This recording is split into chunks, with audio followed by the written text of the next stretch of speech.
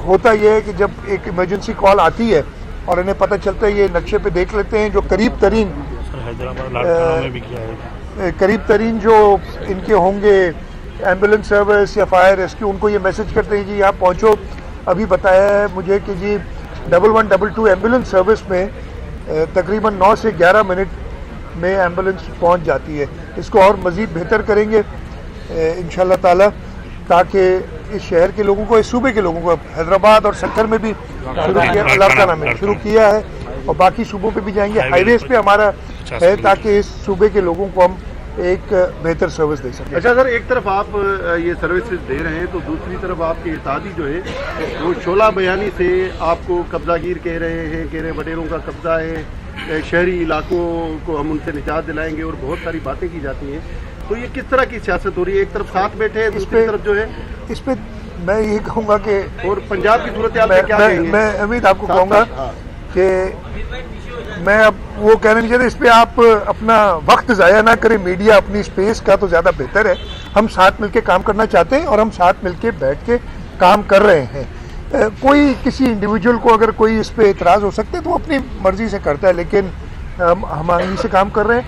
हमारी अपनी पार्टी में भी दो डिफरेंट ओपिनियंस होते हैं चीज़ों पे। मुर्तज़ा वहाब या रसूल बख्श चांडिया साहब खड़े हैं, हो सकता है कि इनकी किसी बात पे मैं एग्री ना करूं या मेरी किसी बात पे एग्री ना करें, लेकिन एक कंबाइंड जो एक फैसला होता है वो होता है। तो उसी तरीके से कोई इंडिविजुअल की कोई अपनी व्यूज़ हो सकती है, लेकिन इत्तेहादियों के साथ हम बिल्कुल साथ चल रहे हैं। और मैं आपको ये बता दूं कि हम फेडरल गवर्नमेंट में इत्तेहादी हैं, सूबे में कोalition नहीं है हमारी, लेकिन उसके बावजूद जो हम अपोजिशन की पार्टीज़ हैं उनके साथ मिलके काम करना चाहते हैं ताकि सूबे की बेहतरी हो। दूसरा आपने क्या पंजाब वाली सूरत हाल में क्या कहेंगे? वहाँ वज़ीर आला को गवर्नर साहब ने हटा दिया। देखिए, मैं वज़ीर आला साहब को एक सिर्फ सजेशन ही दे सकता हूँ। मेरा आईनी तौर पे जब गवर्नर ने कह दिया था, और इस पे पिछले कोर्ट की जजमेंट भी मौजूद है कि मंजूर वट्टू साहब के खिलाफ वोट ऑफ कॉन्फिडेंस की बात हुई थी, गवर्नर साहब को ये इख्तियार है आइन के आर्टिकल 130 सबसेक्शन 7 सब आर्टिकल 7 के तहत कि वो असेंबली बुला सकते हैं किसी वज़ीर आला को ये कहने के लिए कि अपना वोट ऑफ कॉन्फिडेंस लें। और ये जो एतराज़ है कि असेंबली सेशन में दोबारा नहीं बुलाई जा सकती, ये मज़ाक़ खेज़ है। मैं ये लफ्ज़ मुझे और समझ नहीं आती, मैं उर्दू कमज़ोर है। इट इज़ जोक, इसलिए कि ये तो बड़ा आसान है। अगर मुझे अपने खिलाफ वोट ऑफ नो कॉन्फिडेंस या वोट ऑफ कॉन्फिडेंस नहीं कराना है तो मैं आज असेंबली इजलास बुलाऊं। मुझे सिर्फ 42 मेंबर चाहिए। असेंबली इजलास बुलवाऊं स्पीकर से और उसको मैं आज बुला के न साल बाद एडजर्न कर दूं। साल जी सेशन चल रहा है, तो ये एक मैं ख़त्म कर लूं। बहुत ही वीक आर्ग्यूमेंट है और आई एम श्योर अब ये कोर्ट में मामला पहुंच रहा है। मैं तो कह रहा हूँ कोर्ट में मामला पहुंचने की ज़रूरत ही नहीं है। अगर वज़ीर आला साहब समझते हैं कि उनको वहाँ शायद 186 की स्ट्रेंथ चाहिए, कि उनके पास 186 मेंबर मौजूद हैं, वो हाउस बुला के इस वक्त भी करेंगे, वोट ऑफ कॉन्फिडेंस ले लेंगे तो गवर्नर सेटिस्फाई हो जाएंगे। क्या आइन क्या कहता है कि if the governor is satisfied that he does not command the majority of the members, अगर वो 186 मेंबर के साथ वोट ऑफ कॉन्फिडेंस ले लेंगे तो गवर्नर साहब को जवाब मिल जाएगा। तो ये खुद ही आईनी पेचीदगी बनाएगी जब आइन में एक वोट ऑफ कॉन्फिडेंस। और पंजाब असेंबली के रूल्स में ये भी है कि अगर गवर्नर अवॉइड करे, if he refrains from taking this vote of confidence, then he is deemed, the chief minister is deemed to have lost his majority in the house. इतनी क्लियर है तो उसमें कोई है नहीं। लेकिन अब परवेज इलाही और स्पीकर कह रहा है ये गवर्नर ने जो कदम उठाए हैं गैर कानूनी कदम है, इसके खिलाफ अदालत में जाएंगे। और दूसरा मेरा सवाल ये है कि क्या पीपल्स पार्टी पंजाब में वज़ीर आला लाने जा रही है? अच्छा, पहला मैंने तो जवाब दे दिया, मैं रिपीट कर देता हूँ। अदालत में जाने की जरूरत नहीं, बड़ा आसान है।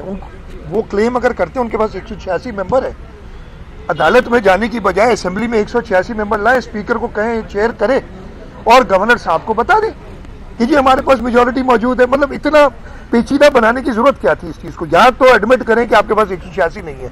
जो उनके एक्शंस है ना, जबान, action speak louder than words अंग्रेजी में कहते हैं, वो जबान से तो कह रहे हैं हमारे पास 100, कोई कहता है 186, कोई कहता है 190, जो भी है, लेकिन जो एक्शंस हैं वो ये दिखा रहे कि शायद उनके पास नहीं है 186 मेंबर।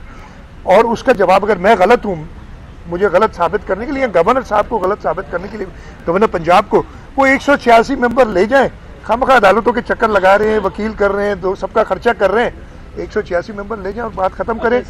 देखिए, ये फैसला पंजाब की ये मैं नहीं करूँगा, पंजाब की पार्लियामेंट्री पार्टी करेगी, और जो भी फैसला करेगी वो उनका, मेरा इसमें कोई इख्तियार नहीं है।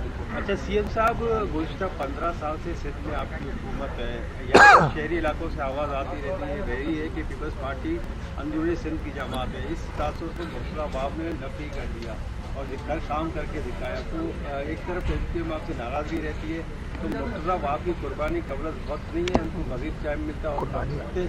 और दूसरी बात ये कि कराची शहर में लोग रोज़ाना डाकू का तलाब हो रहे हैं। शहरी की क्या कीमत है, क्या आम गोली से उमर जाए और कोई कुछ भी ना हो? अच्छा, दोनों का जवाब देता हूँ। मुर्तज़ा साथ खड़े हैं और माशाल्लाह पहले से ज़्यादा तंदही से काम कर रहे हैं, और पाकिस्तान पीपल्स पार्टी के वर्कर को किसी ओहदे की ज़रूरत नहीं होती काम करने के लिए। पाकिस्तान पीपल्स पार्टी का वर्कर जो है डेडिकेटेड है अवाम की खिदमत के लिए, तो इससे कोई फ़र्क नहीं पड़ता। और इंशाअल्लाह ताला मुर्तज़ा वहाब तो उसी पहले से ज़्यादा तंदही से काम करते रहेंगे। और पाकिस्तान पीपल्स पार्टी जो ये परसेप्शन कायम करती गई है उसको निगेट कर दिया था, हमने दिखा दिया था।